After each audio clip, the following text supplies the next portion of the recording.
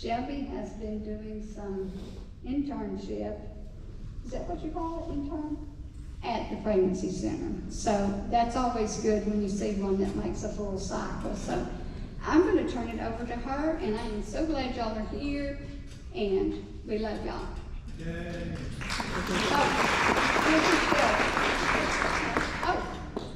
Oh, Connie. And after Shelby gets through, Connie is going to come and speak. I'm so glad I don't do this all the time. Connie's just Connie. That's what she told me. So, but she's a great speaker. You'll love her, and we're just so glad she's here.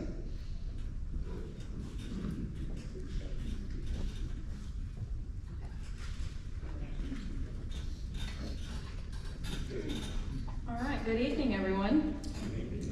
My name is Shelby Bell. I want to start by saying how thankful I am to be here tonight. This is actually the first time I've ever spoken to a group this large. Honestly, I don't think I've ever spoken to more than 25 people, so I'll admit I'm pretty stinking nervous. To help with my nerves, I thought I'd start with a joke, but you all have to promise to laugh, okay? Even if it isn't funny, please laugh. Okay, why did the golfer bring 2 pairs of pants? Yes, in case he got a hole in one.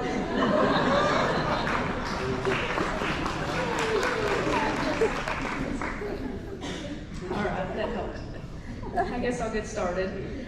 I grew up in a wonderful family. We attended church every week. My dad is actually the preacher at Fulbright Baptist Church. You'd think public speaking would come naturally, but no. I inherited his love of coffee, not the ability to be standing up here without shaking.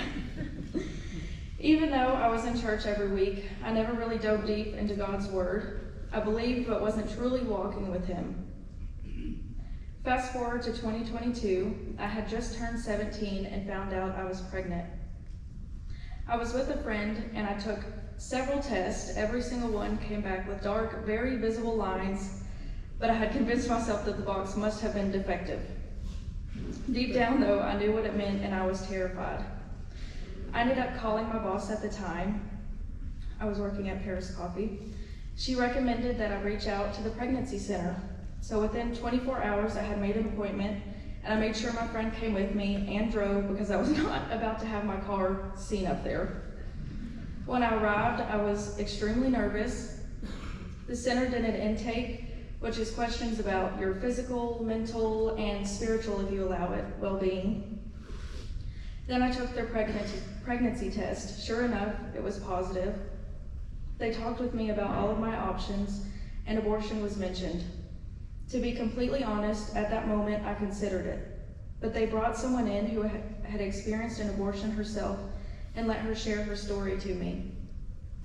Hearing her testimony opened my eyes and began to change my heart. A few weeks later, I came back for a sonogram, and that was the day I heard my son's heartbeat for the first time. And in that moment, I knew there was no way I could let him go. At 8 weeks pregnant, I finally told my parents. They were shocked, of course, but what happened next is something I'll always be grateful for. Instead of anger or rejection, they offered love and support. I mean, they surprised me with a nursery. My mom threw me a baby shower. Me and my mom practically became besties.